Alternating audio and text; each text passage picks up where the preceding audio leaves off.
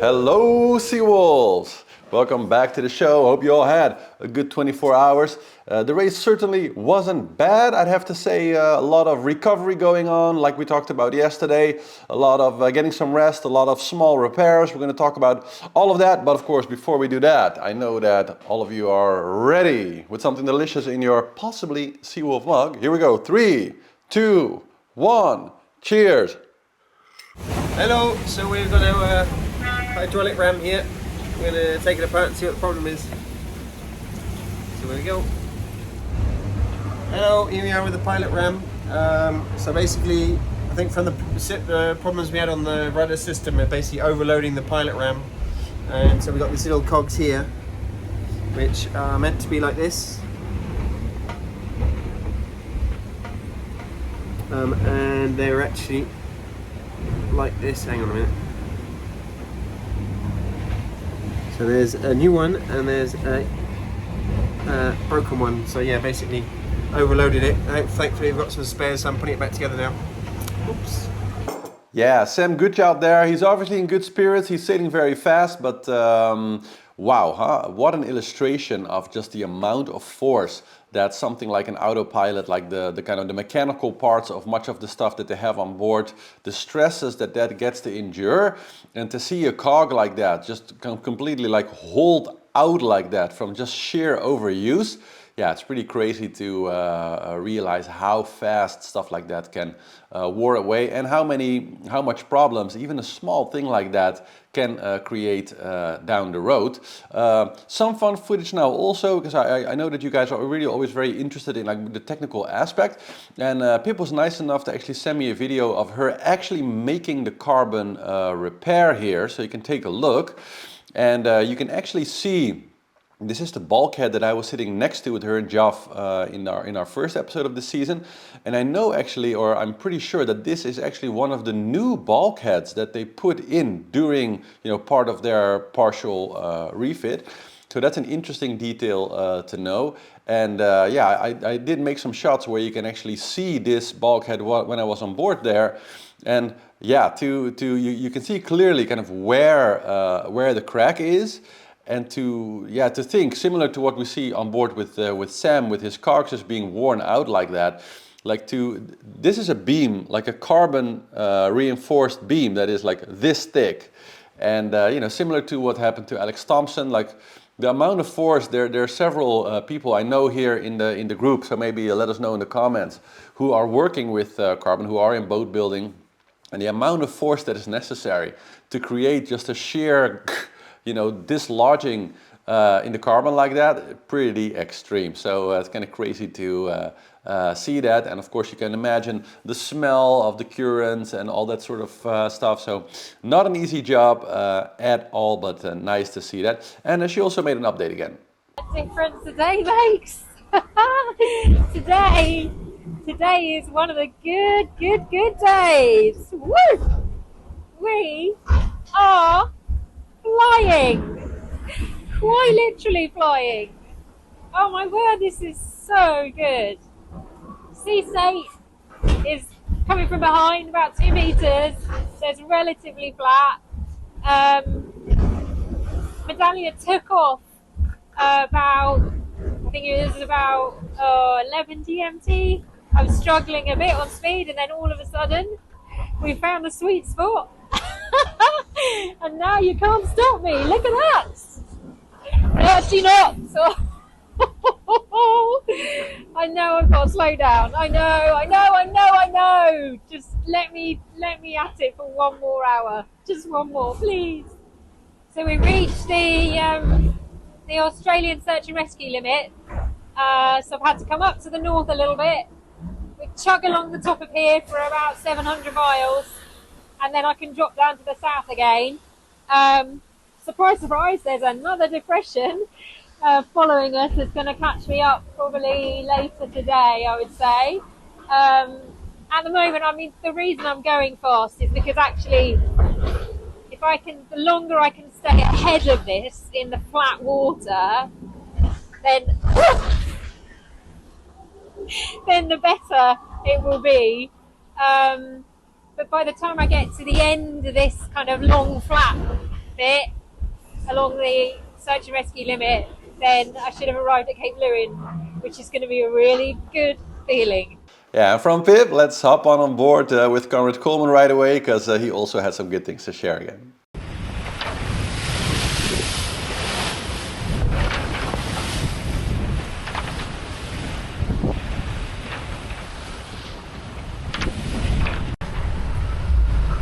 Oh my goodness.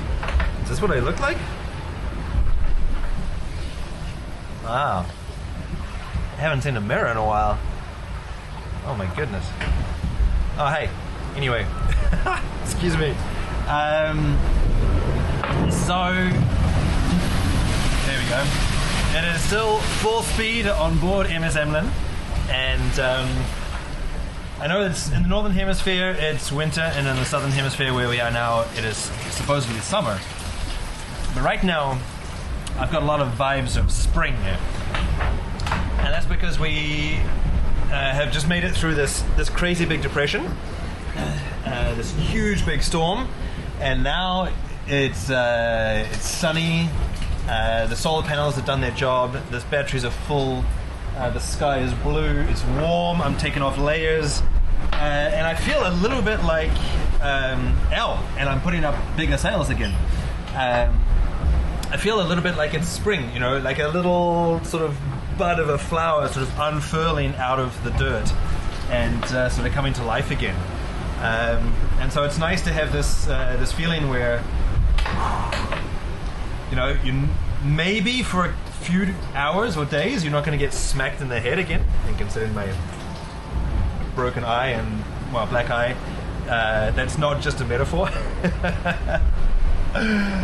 So it feels great to be back to the Jenica and one reef, instead of being down at 3 reefs in the J3.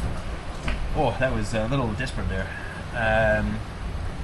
But even though it is spring in my mind, I've been wrestling a little bit with myself, because I've had lots of little breakages that have slowed me down, that have stopped me from sailing at the full potential of myself as a sailor, and also this beautiful boat that we've been preparing for years.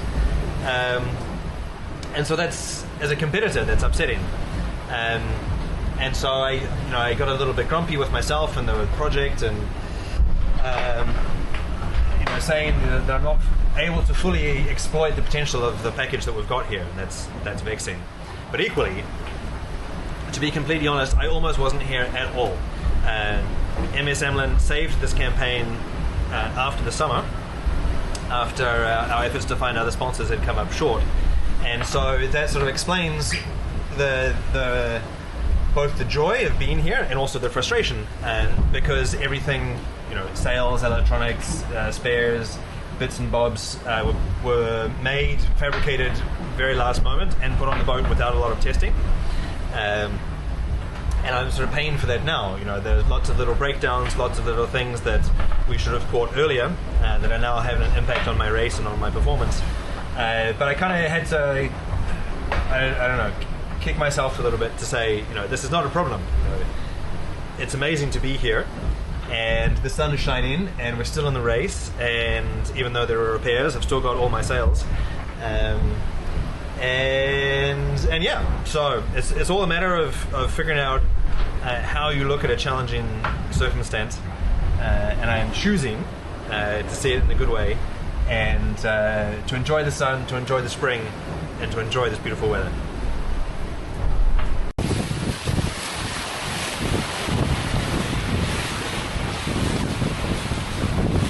Boris, also blasting full speed.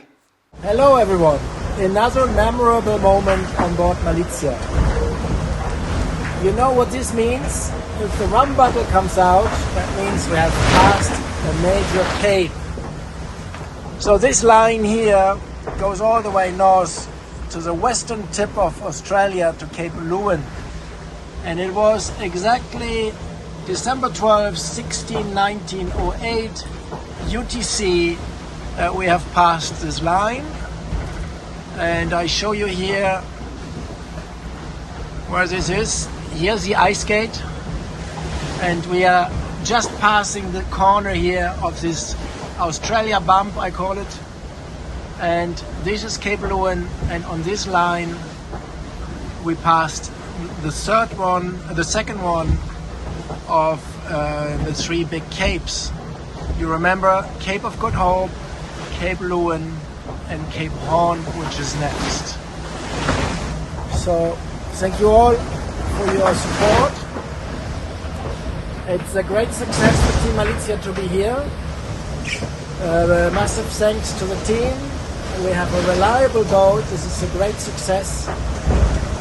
We are in mostly full capacity with the boat. I'm feeling good. So we'll tackle the next cape, which is in about 2 weeks and a few days, hopefully before the 1st of January. We have a major storm coming up on Monday to be looked for, and so wish us luck next Monday when you go to the office. Think of us. And also finally a good English update from Sam Davis. Like, I always love to have her on the show, but so far she's been basically all in French, and she made some like small English commentaries, but the video quality was just, and the audio quality, it was just almost unrecoverably bad, so I couldn't really use it. But happy that we got an update as she was passing the Cape today. Welcome on board Initiative-Coeur. It's Friday morning and I just passed Cape Leeuwin. Second of the 3 capes that we have to go around in this Vendeeglobe. So pretty happy about that. All's good on board. I'm still watching my electronics because I had a few blackouts a couple of days ago. But hopefully the problems are under management. It's not very fun having blackouts. And today's a nice day. It's pretty light winds, but we're going fast enough. The breeze is building again. It's going to come up in the next couple of hours. And straight line sailing's pretty cool. I managed to do a few more checks this morning, a little bit of maintenance work. And now I'm going to have something to eat, I think. But making the most of this is just great. To get my head outside doesn't happen very often on these boats. It's a shame there's not an albatross right now, but there's albatrosses around. I had a whale a couple of days ago come up to say hello. There's some pretty cool life around here. Wildlife. But I guess that's what it is. It's a pretty wild life down here in the Southern Ocean. Yeah, so I think good spirits all in all. Like the fact that everybody has gone through kind of the worst of the worst with that big load that they all had to get through. And then having a little bit of a quiet, you know, after a big storm like that, you can see kind of the relief. You can see that, like what Conrad's saying, it's a little bit like everybody sort of got themselves into like a safe little zone, just kind of like a boxer, you know, like had to have the defenses up. And now everybody can, you know, breathe a little bit, take off some layers, enjoy the sunshine a little bit. And yeah, there's more coming, of course, but you can imagine, especially the contrast between those two, of course, feeling very nice. Now, before we get into the tactical analysis, I had one interesting question that I actually get a lot, and I thought it would be actually kind of fun to address it also here on the show today. And I picked one name, Christophe. That's, I guess, part of your handle. I guess the rest of the name I couldn't really figure out. But you asked, how do they actually catch the drones again on board when they make footage? And well, this question also really spoke to me in a very personal way, because well, flying drones is one thing. Catching drones while offshore is completely another. And so there are several YouTubers also that I know watch the show, which I also follow, who also do a lot of like drone photography, offshore. So we have Eric Andrea from, or it's Andrea from No Bullshit Sailing, and we have the guys from Leeuwin Arctic who are also making great drone shots. And he actually recently lost a drone overboard while he was kind of setting it off. So.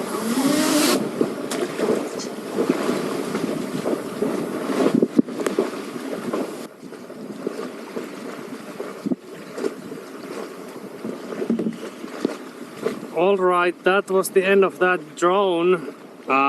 Yeah, and this look, I know this look, you know, the feeling of, damn, what just happened? Because it's like a 400 euro piece of kit that just went overboard that you're not getting back, and you have like half of the system, like the controller still in your hand, and you're like, oh, damn it. And then you have to like get a new one, and it's just like, you know, it's gonna be a week or two before you have a new drone and everything. It's terrible. And that's just the taking off. So this is particularly hard because when you want to launch a drone from the boat, the problem a bit is that they work with GPS. So there's like, they go through several modes, but GPS is like kind of by far the mode that fixes them in the air the best. So when you have strong winds and you want a steady image, it's just the best mode to use.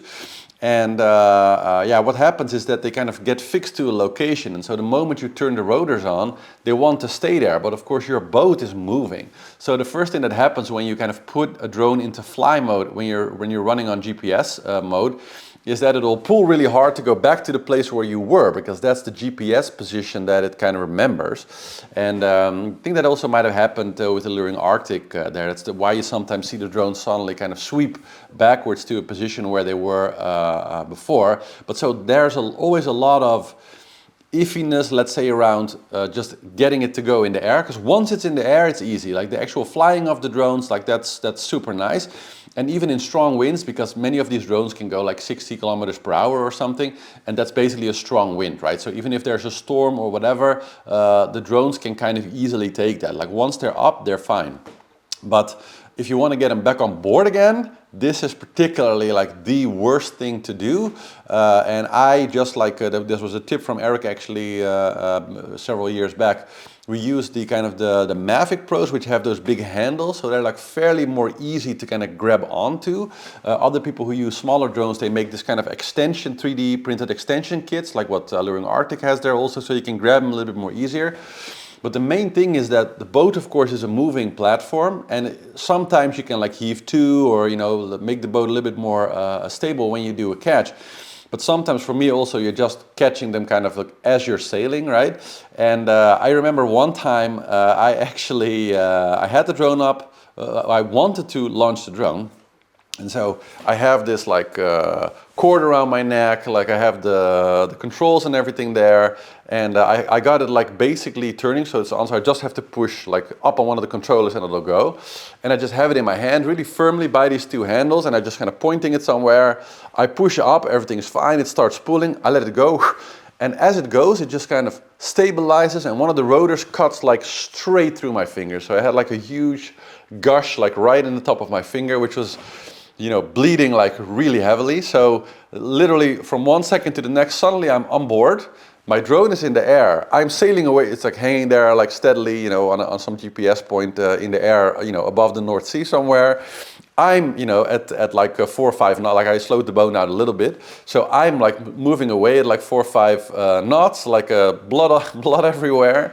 So I had to like run down into the cabin, find like grab my medical kit, you know, wrap it really quickly with like some bandages, like apply pressure, because it was like a real deep gush basically. Like I didn't like lose my fingertip, but it was like about 1 centimeter under here, and like all the way almost to the nail, like sort of right through.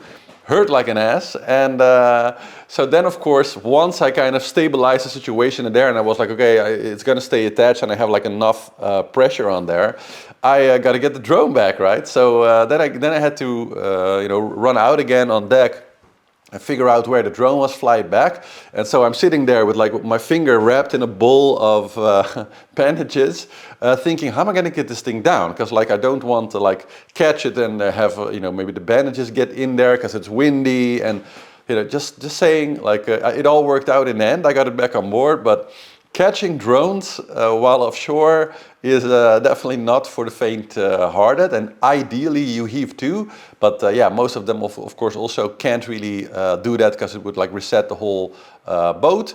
So yeah, it is a pretty risky business, and I would say that there are some like floating drones. There's a few solutions where you can like launch your drone at least by just throwing it in the water and then flying off. But the point is, in a race like this, or in a fast, or in an offshore sailing situation, it's still just impossible. And when you have like pretty big seas and kind of impressive vistas, that's when you would prefer to drone, because you can usually mostly drone in more calmer weathers. Eric is one of those guys that is like a good example, I think, that it really can be done, and that the shots are epic, the stuff that he shoots. But he also goes through a lot of drones. Like I lost like 5 Mavics or something so far. I think he lost maybe even more. Maybe I think he's up to 3, 4, but it could be that he's also up to more already. So yeah, droning while sailing, especially if you're solo, so you don't have somebody else, but you have to do it like all alone, is really complex. And I know that a lot of technical guys are also watching this. And I've been thinking for a long time that if anybody can come up with like maybe like an orange stick or some like very clearly marked like landing area, but I think a stick makes sense, like a pole or something that you can put on the back of your boat, and to have like a clamp on the drone, and you can sort of clamp it on this pole for takeoff. Give the takeoff command, just lets go of the pole and goes. Because you always want the drone to go right behind your boat and then hover there, and then you can start doing your shots. And then when you're landing it, you can just, put the camera on the area of the boat that has that stick, select it, because it recognizes, like it has some AI programmed or something to recognize this particular thing as a landing place. And then have some kind of algorithm so that it can actually, land itself, so that it has like a grappling hook or something like that. That's just specifically designed to very easily be able to grab this particular landing handle so that it can just grab onto that. Like I personally think that if anybody, so this is like if you're like a budding engineer and you want like an idea. Now the market is not super big because there are not like so many sailors who are like doing that. But I think that if you would develop that, like a really good launching and landing systems for offshore sailing boats, I think it would be a super cool market, because if it's easy and if it's nice to use, there will be lots of other ships, also private ships, people who are just on vacation, etc., where you have like an easy drone that's easily landable and launchable from on board. I think it could actually be a great idea. So if any of you guys have some technical skills in several areas and you're thinking, hey, I might be able to do something with this, send me some support once you've made yourself rich with this, yeah? Okay, so now that we talked about that, let's get into the technical analysis here. Now, Charlie Dahlin in first position, still doing very good, more or less held on to his lead. He did make, I think, 2 more jibes getting over the ice exclusion zone. So his lead in miles-wise shrunk a little bit, but something like 20 miles or so nothing that significant. Then the big duel we talked about. So as you can see, both Sebastian Simon and Jan now really very close together. It is interesting to see that Sebastian kind of was able to really hold on, because as you can see, he made this very nice sort of round course. I guess was allowed by the wind to not make any jibes. So he prevented himself basically from earlier yesterday of needing any jibes, while Jon hit the ice exclusion zone twice. So he had to do 2 jibes, and of course that also hold him back and put him on not really an ideal course, because he was just a little bit too low for the overtaking. But he is making a slightly shorter route, so it's kind of the knife cuts both ways, you know. But anyway, now they're very close on the same tack, and yeah, I'm still holding on for the next like 20 hours or so to see how close they will get. And for now, Sebastian is also on the wrong foil at least. So if there's any particular tag that could really put you on at an advantage. They're in the same wind now. He has a good foil, Sebastian doesn't. So let's see how long they stay there. They will have to jibe again pretty soon, kind of in the same direction what you see Charlie doing here. But yeah, the longer he can keep him there, the more of an advantage it will be. Now, behind that, we see that the kind of the second foiler fleet. So it has a bit split in two. So we have kind of this group here where we see Thomas Rouillant like clearly in the lead, then Sherelle behind there now, and Nicholas Leeuwin. Then we have Sam, we saw him earlier in the show working on his autopilot, Metro Kok with Yannick Besthave and Paul Malat and Biotherm there.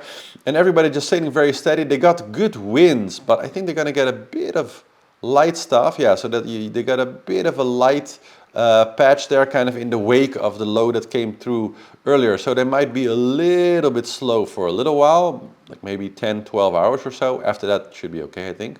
Let's get back to now here. And behind there, we see the little group with Boris, with Teamwork Snef, Samantha Davis you saw earlier also, and Clarice Kramer. And interesting to see that the Herminator has sort of grabbed the lead from Team Snef here, Justine Metro. She'd been pretty much leading this little group for the last 5 days, I think, 5 or 6 days. And yeah, you saw earlier, Boris is making very good speed now. He's very good with the boat. Everything's in one piece and he's just cruising along. And he's also now able to use his full sail package. While we know that Justine, of course, lost one of her more lighter wind sails. So especially if this light stuff is also hitting them, you know, kind of tomorrow when they get a bit of lighter winds, that might put Boris, at least in comparison to Justine, at a bit of an advantage. If it happens to be the wind strength where Justine would really like to use, I think it was her J2 that she lost, or sorry, her A2 that she lost, and I think Boris still has that. So there might actually be some situations here where also that whole rest of the group will be at a little bit of an advantage against Justine because she lost that one sail somewhere much earlier in the race back in the Atlantic. Yeah, so then we have Benjamin Dutroux kind of doing his own thing, and we have Pip battling Romain Atanasio, and yeah, she actually overcame him now, so she switched one place up in the classement and is now in 15th place when she had been in 16th for a good long time. So congrats Pip on that little victory there. I'm sure she's ecstatic. We have Damien Seguin, still really the lonely, I feel a little bit for him because he's been lonely sort of, you know, for the last like 5-6 days, like been just very isolated from being the furthest away, I guess, from almost everybody else on his own. Then, interesting to see that actually while we were, oh no, he's actually still there. So, Jean Le Cam still leading the second fleet. I thought, and also, you know how it is with predictions, the model, which is like very sophisticated computers, modeling lots of data, told us that by now today, both Eleonora would be like right on top and Isabel Joschke would have already passed him. And what do we see in reality? He's still ahead. So, like I said, you know, don't always trust models too much. But yeah, the King Le Roi Jean still in first position there. It is clear that especially Isabel Joschke made a lot of gains, and Aurora not so much actually. But Isabel is really about to overtake him, and yeah, right now she's doing something like 20 knots with Jean Le Cam doing 18, so I don't think it will be very long before she actually overtakes him. Then we have the group with Sebastian Melat. We have Violet, of course, doing sailing also an excellent race, youngest person in the Vendeeglobe ever.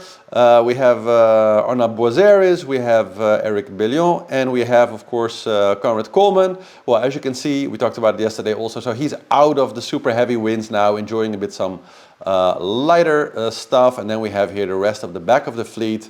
Yeah, people basically nobody in any like super severe weather, and yeah, good news for Sabo. I think you can see that Helena Hai moved up a little bit again, giving him a good route through. So I think the prediction from yesterday, from maybe 2 more days, will hold for him to actually make it past the Cape, and then with all the fleet will be in the Southern Ocean officially. So yeah, that's it for the tactical update today. Hope you enjoyed. Make sure to like, subscribe, and see you all in 24 hours. Ciao, ciao, wolves.